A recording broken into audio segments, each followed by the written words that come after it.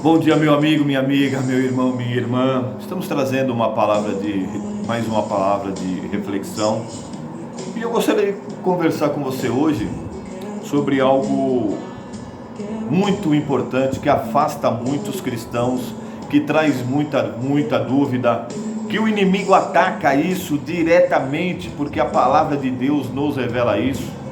A palavra de Deus, ela compara a riqueza a um Deus. Por isso que Cristo fala: é impossível servir a dois deuses, servir a Deus e a Mamon. Então eu queria falar sobre o dinheiro. O vídeo pode ser um pouquinho longo, mas eu pediria a você que não deixasse de assistir. E gostaria também de pedir para você que se inscrevesse no nosso canal. Se você gostar, divulgue aos seus amigos, aos seus familiares, peçam para eles acompanharem. Hoje de manhã eu fui em um comércio aqui próximo onde eu moro, comprar alguns parafusos para um pedreiro, e eu conversei com o proprietário do estabelecimento, que é um amigo meu, um cristão também, ele, o filho dele, e nós estávamos conversando sobre o dinheiro, e ele me contou uma história, um fato verídico,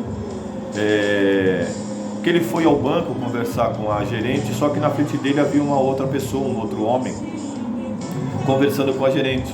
E assim que esse homem saiu, a gerente ficou coçando a cabeça, ficou meio pensativa, um pouco triste. E aí ele perguntou para ela, para a gerente do banco, falou: aconteceu alguma coisa? Ele te ofendeu? Ela falou: não. Mas você está assim, pensativa? Ela falou: ele me fez pensar em algo. Ela falou: ele falou: o que houve? Ela falou: ele veio aqui investir 21 milhões de reais. O homem foi ao banco investir 21 milhões de reais.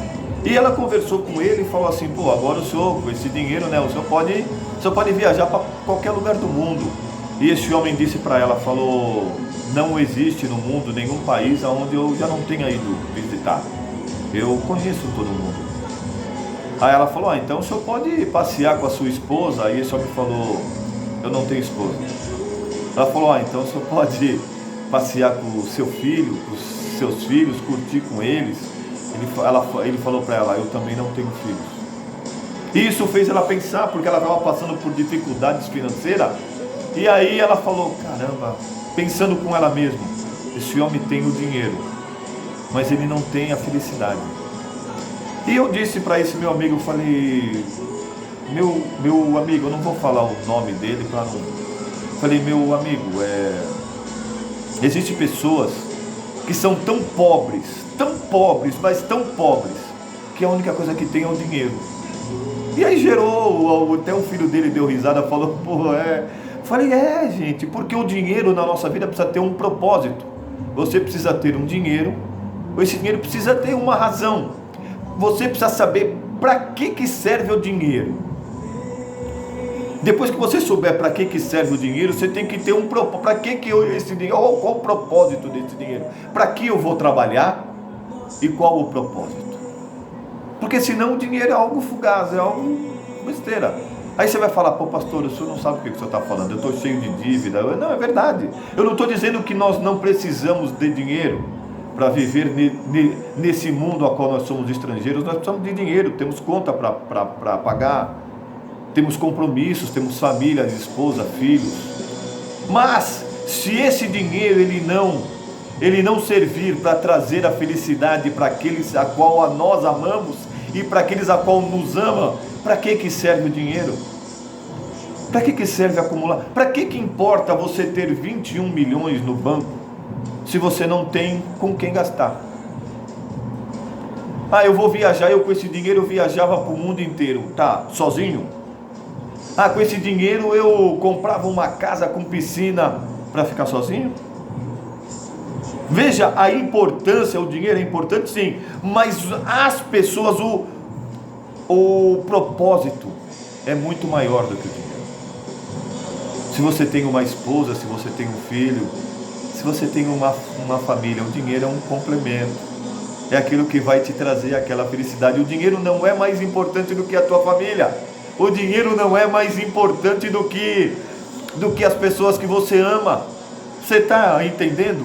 Porque se você tiver o dinheiro e não tiver essas pessoas, você não é realizado.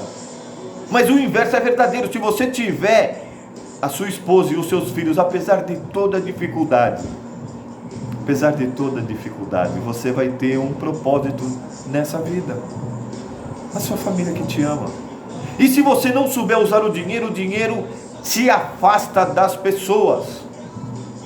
Pastor, o senhor não sabe o que o senhor está falando. Como que o dinheiro... Eu vejo tanta gente rica e tanta gente em volta. Sim. Mas essas pessoas que se aproximam porque gostam de você, porque te acham uma pessoa bacana, porque te amam, ou porque você tem dinheiro?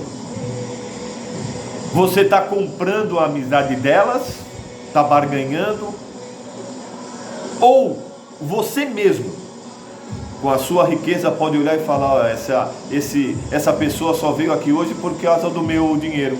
Você mesmo vai afastar as pessoas de você, porque você vai achar que elas estão vindo atrás de você por causa do seu dinheiro. Então, irmãos, o dinheiro é necessário, sim, mas a sua família é muito mais importante. Deus, Jesus, ele não repreende o rico. Ele repreende o rico que coloca o dinheiro acima dele, acima de Deus. Quando ele fala do jovem rico, ele não quis dizer para o jovem rico que o jovem rico entrega tudo e acabou. Não é esse a moral da história, a síntese da história. A síntese da história é: jovem, o dinheiro que você tem está entre eu e você. Ele impede você de ter um relacionamento comigo e me impede a mim de ter um relacionamento com você. Então afaste esse dinheiro entre eu e você, que nós vamos ter um relacionamento. Era isso que Jesus falou para esse jovem rico. Não bastava apenas dar o dinheiro e distribuir aos pobres. Não bastava isso. Bastava ele ir depois a Deus e ter um relacionamento. Porque o jovem, ele fazia tudo, mas o amor ao dinheiro impedia um relacionamento sincero, um relacionamento aberto, um relacionamento mais íntimo com Deus, porque o dinheiro estava entre os dois. Você entendeu a história? E a palavra de Deus fala no livro de Eclesiastes 5, versículo 8, começa assim: se em uma província vês um pobre oprimido, e as leis e a justiça violadas, não fiquei perplexos. Quem está no alto tem sempre outro mais alto que o vigia, e sobre ambos há outro ainda mais alto. O proveito da terra a todos pertence, até mesmo ao rei se serve da agricultura, e por ele seus trabalhadores devem zelar. Quem ama o dinheiro jamais terá o suficiente. Quem ama as riquezas nunca se sentirá em paz e feliz com seus rendimentos. Certamente isso também é ilusão e vaidade. Eu vou repetir para você o versículo 10 do capítulo 5 do livro de Eclesiastes. Quem ama o dinheiro jamais terá o suficiente. Quem ama as riquezas nunca se sentirá em paz e feliz com seus rendimentos. Certamente isso também é ilusão e vaidade. Onde aumentam os bens, aumentam o número daqueles que o devoram. Que vantagem trazem os bens aos seus proprietários, se não dar um pouco de alegria aos seus olhos? Coma muito ou coma pouco, o sono do trabalhador é gostoso, mas o rico farto nem ao menos consegue adormecer em paz.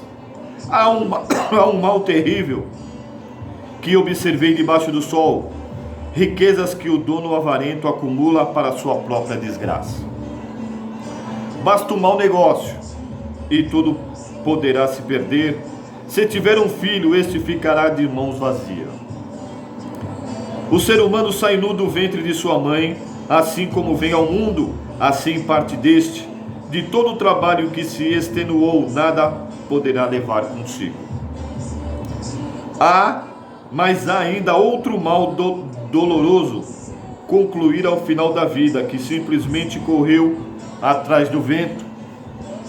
Do mesmo modo como veio, assim vai. Consome todos os seus dias perambulando nas trevas, sofrendo grandes desapontamentos, doenças e amarguras. E, na experiência da vida, descobre que o melhor e o que mais vale a pena é comer, beber e desfrutar o resultado de todo o trabalho realizado debaixo do sol durante os poucos anos que Deus lhe concedeu, porquanto esta é a sua porção e recompensa. Todo homem a quem Deus concede riqueza e recursos que o tornam capaz de sustentar-se, de receber a sua porção e desfrutar das recompensas do seu trabalho, isso é presente de Deus. Estas pessoas não ficará refletindo sobre os dias que se passaram, pois Deus o mantém ocupado, desfrutando das alegrias do seu coração. Você viu o que a Bíblia fala, o que Eclesiástico fala sobre a riqueza? Que tudo é vaidade. Ele diz que quem ama o dinheiro jamais terá o suficiente, por isso que vem a ganância. Quem ama as riquezas nunca terá paz e não será feliz. Deus não está dizendo que não pode ser rico, não é que é pecado ser rico, não é isso. Foi o que eu disse na parábola do jovem rico, lá em Lucas 18. Em Lucas 18, lá no versículo 18, ele fala assim: certo líder judeu indagou o bom mestre: que farei para herdar a vida eterna? Questionou Jesus: por que me chamas de bom? Ninguém é bom senão um, que é Deus. Tu sabes os mandamentos: não adulterarás, não matarás, não furtarás, não dirás falso testemunho, honra teu pai e tua mãe. Replicou-lhe o jovem: a tudo isso tenho obedecido desde a minha adolescência. Você viu que o jovem rico, ele sabia que ele era rico, mas ele sabia que precisava da vida eterna. Algumas Bíblias falam a salvação. Ele faltava algo, a salvação. E Cristo falou: bom não, bom é só Deus, mas segue os mandamentos. Ele falou: não, mas tudo isso eu tenho feito. Ao ouvir, exortou-lhe Jesus: contudo, algo ainda te falta. Vende tudo o que tens, reparte o dinheiro entre os pobres e ganharão tesouros nos céus. Depois vem e segue-me. O que é seguir Jesus? É obedecer às suas palavras, é viver conforme o Senhor assim nos ensina, sem vaidade, sem orgulho, sem soberba, achando que porque eu tenho dinheiro eu sou melhor, achando que o dinheiro me faz uma falta tremenda. O Senhor nos promete prosperidade. O que é a prosperidade? Prosperidade não é riqueza, prosperidade é a ausência de necessidade. E eu creio que você que está me ouvindo aí, se você parar para pensar um pouco: pô, pastor, eu estou cheio de dívida. Creio que você tem dívidas, eu também tenho. Eu vou te dar uma notícia que talvez conforte um pouco o seu coração. Eu também tenho dívidas, e muitas. Por quê? Porque nós não sabemos administrar o dinheiro. Não, pastor, o dinheiro é curto. Sim, é curto porque a gente quer gastar mais. Se a gente gastar menos, o dinheiro vai dar, mas a gente quer gastar mais. É assim mesmo, meu irmão. A nossa dependência de Deus também vem na parte financeira. E se você tiver, você vai achar que não precisa de Deus porque você tem o dinheiro. Então o dinheiro não vai te trazer uma felicidade se ele não tiver um propósito, se ele não tiver com quem ser compartilhado. O jovem rico queria a salvação e o Senhor falou: segue os mandamentos. Ele falou: tudo isso eu tenho seguido. O Senhor falou: então agora faz o seguinte: vende tudo que você tem e dá aos pobres. Jesus não queria que ele, a intenção de Jesus não é vende tudo e fica pobre, não. A intenção de Jesus, como eu disse anteriormente, ele disse para esse jovem: o dinheiro está entre eu e você. Você ama mais o dinheiro. Você acha que precisa mais do dinheiro do que de mim. O dinheiro não compra a salvação. Você viu que o jovem rico foi a Jesus porque ele falou: o que eu preciso fazer para herdar a vida eterna? A vida eterna não é comprado com o dinheiro. A vida eterna, a salvação não é comprado através de dízimos e de ofertas. Não que isso não seja importante, não é isso não, meu irmão. Você precisa dizimar, você precisa ofertar na casa do Senhor. Mas isso não vai te dar a salvação não. Isso vai te deixar com uma vida próspera. Os dízimos e as ofertas, além de você obedecer a palavra de Deus, Ele vai te dar uma vida próspera. Entende? O jovem rico tinha o dinheiro entre ele e Deus. O dinheiro separava ele de Deus. O dinheiro impedia com que ele tivesse um relacionamento mais amplo, mais aberto com Deus. O dinheiro impedia dele ouvir a voz de Deus. E o Senhor falou: entrega tudo aos pobres. Existe um trecho na Bíblia, meu irmão, está na tradução Almeida Corrigida e Fiel, em Marcos 12, 41, fala assim: e estando Jesus assentado defronte à arca do tesouro, observava a maneira de como a multidão lançava o dinheiro na arca do tesouro, e muitos ricos deitavam muito. Jesus, o livro de Marcos, que foi Marcos escreveu através da dissertação de Pedro. O livro de Pedro é o relato o livro de Marcos é o relato de Pedro escrito por Marcos, tá? Então é o único livro que Pedro, quando relatou a Marcos, Pedro relatou algo interessante. Ele falou que Jesus estava sentado de frente ao gasofilaço, e ele observava não quanto cada um punha, mas como cada um punha. Qual a diferença de quanto e de como? Às vezes você dá tudo que você tem, mas você dá com uma tristeza, com uma dor, com uma dó. Às vezes você dá uma parte que você tem, mas você dá com amor, com felicidade. Às vezes você não dá nada, então eu não vou receber nada. Não, o Senhor conhece o teu coração. Você não dá nada porque você não tem. Então Deus não olha o quanto você dá, Ele olha como você entrega, como você dá. Se é em obediência à palavra dEle, se é por amor à obra dEle, se é com alegria e com felicidade. Eu sempre falei isso na nossa igreja. Por que na hora do louvor, da oferta, se toca um louvor? É porque os músicos não tem nada para fazer, aí o pastor fala: já que vocês estão aí à toa, sobe aqui em cima e vem louvar. Não. Na hora da oferta se toca um louvor, que é para você ir com alegria, para você ir dançando, para você ter a honra. Sinta-se honrado de poder dizimar na obra do Senhor, de poder ofertar na obra do Senhor. E irmãos, eu vou te falar um negócio. Para quem não quer dizimar, para quem não quer ofertar, você pode dar todos os versículos bíblicos, todo entendimento bíblico. Ele não vai aceitar e não vai ofertar e nem dizimar. Ele não vai ofertar e nem dizimar. Por quê? Porque ele não quer. O problema não é que ele não entende, que ele não aceita, porque ele não tem um respaldo bíblico. Essa é conversa fiada. É conversa fiada. Ele tem vergonha, ele tem medo, ele sabe que está errado. Ele fala: eu não quero dizimar, eu não quero ofertar porque eu não quero. Pronto. Agora tem muita gente que não oferta e não dizima e fala: não, porque isso é no Antigo Testamento, Malaquias 3,10 é no Antigo Testamento, mas a Bíblia foi revogado? Mas a Bíblia no Antigo Testamento, Cristo falou que ele não veio revogar. Mas a Bíblia no Antigo Testamento diz que o sacerdote fazia sacrifícios, e no Novo Testamento Cristo foi o último sacrifício, que nem Hebreus fala que foi a nova aliança. Então eu preciso sacrificar animal? Não.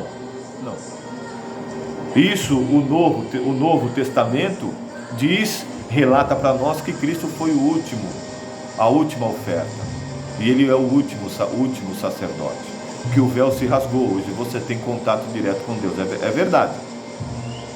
Agora, o Novo Testamento diz que você não deve dizimar. Quando eles levavam o dízimo da hortelã, levavam o dízimo das comidas, Cristo falou: dispense isso daí, não precisa fazer isso daí não, porque isso era no Antigo Testamento. Cristo estava de frente ao gasofilácio vendo as ofertas e falou: não precisa ofertar não, isso é do Antigo Testamento. É que quem não quer dizimar, quem não quer ofertar, é porque não quer. Mas a minha questão toda aqui não é falar sobre dízimo, sobre ofertas, irmãos. Não. Só que isso é importante. Isso é tão importante como você faz, que Jesus diz assim: se você vier trazer a sua oferta e você tiver algo contra seu irmão, deixa ela de lado, se reconcilie com seu irmão e depois retorne e faça a sua oferta. Porque o como se faz a oferta é que é o importante. Como você faz, como está o seu coração? Está em paz? Está em alegria? Está em felicidade? Você está vindo ofertar, dizimar, porque você entende, porque você está feliz, você quer. O dízimo é devolver a Deus aquilo que é dele, a 10ª parte. Lembra-se que o dízimo nós não damos, nós devolvemos. E se eu devolvo é porque não é meu. E como não é meu, como eu vou querer dizer a um líder eclesiástico como ele tem que usar? Eu vou dizimar, mas pastor, o apóstolo, o padre, o senhor tem que usar assim. Não é seu, meu irmão. O dízimo não é seu. O dízimo você devolve, você não dá. O dízimo é a 10ª parte daquilo que você ganhou. Então você vai devolver a Deus através da igreja do gasofilato. Você vai lá e coloca 10% daquilo que você ganhou. Você devolve 10% a Deus. Como o líder vai usar? Meu irmão, isso é um problema do líder com Deus. Na hora do julgamento, Deus não vai não vai julgar você porque o líder usou de uma forma errada. Não, o líder que vai ser julgado. Você tem que apenas fazer a sua obrigação. É que nós estamos falando de dinheiro, então a gente tem que também entrar nessa área. Mas saiba, meu irmão, minha irmã, que o dinheiro ele precisa ter um propósito na nossa vida. Muitas vezes você se afasta da presença de Deus porque lhe faltou dinheiro.